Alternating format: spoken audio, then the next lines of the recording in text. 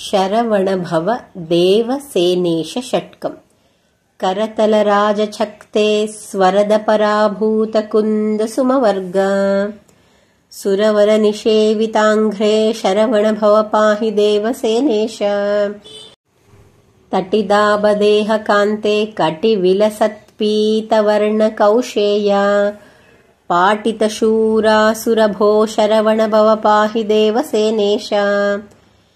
नीलग्रीवतनूद्भव बालदिनेशानकोटिनिभदेह कालप्रतिभटमोदद शरवणभव पाहि देवसेनेश पदजितपङ्कज भव पङ्कजनेत्रमुख्यसुरवन्द्य पदवीं प्रापय महतीं शरवणभव पाहि देवसेनेश